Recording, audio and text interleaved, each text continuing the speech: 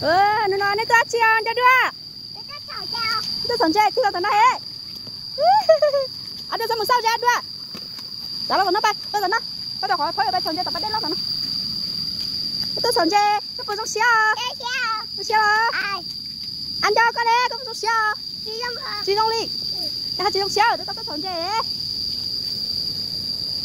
đó bắt đầu là nó phải sẵn chơi con gì không nó nè nó nói giờ đuôi ha sửa chưa tôi sẵn chơi bắt đến lo nhà nó tao phải lo nhà có tao đó là sao có chẳng có thú à chuẩn chơi với mẹ chúng thích không đâu ăn cho sao bà nó bà đây đâu lo to muốn có chẳng khiến đấy là tao nó khiến đấy là tao nó đây cho lo tao nó sao bà có bà đây lo thôi lo tao nó bà đây để trắng đi chuẩn chơi mà đúng vô tính nó hả bố thầu giảm bước chơi trắng nó họ tao chỉ tao lo chúng ta thôi bà đây mấy bài thề chơi mà chơi đúng không? Cháu được nhỏ thôi. Chơi có chút chưa nhiều.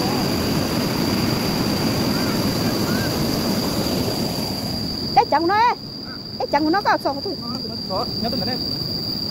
Có chỉ 6 tỷ 6 thì coi ấy. Đúng rồi.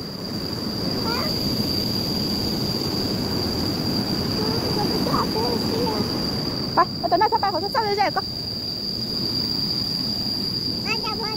Cái bé bài sòn chơi mà đi thay nó sai đua thay đi nông đây bye bye.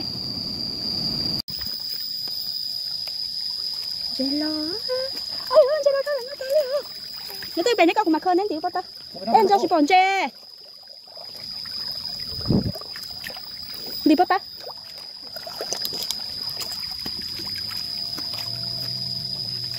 Kak. Tuh, setengah lah. Tuh, setengah kau jadi lantai loh. Ini osing dia tu.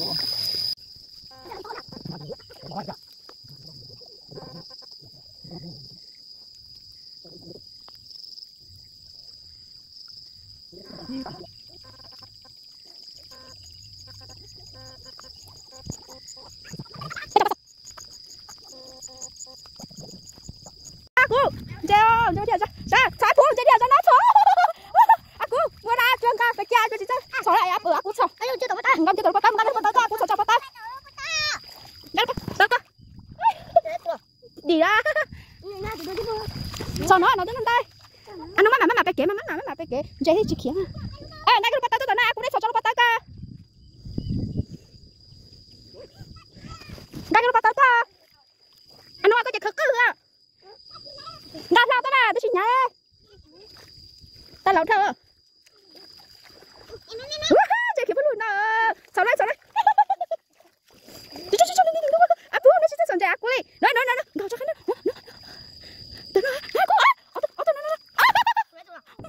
aku lấy tu aku hả baca berapa aja kalau kata sok rasa bah tu baca anh không baca tao bắt tao ngao cho nó sama tôi đi ra aku rất sẵn chơi aku có rất sẵn chơi á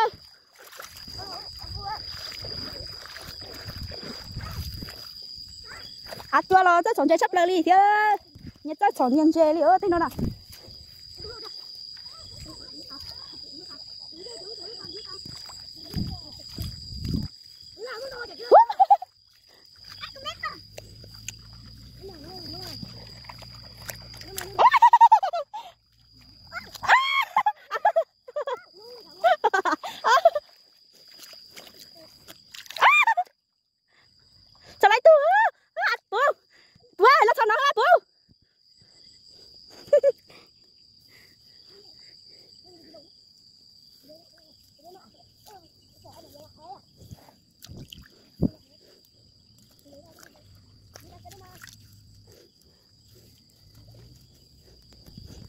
bố là mấy khách cắt xò bố lo đó lo rồi mấy khách cắt xò ạ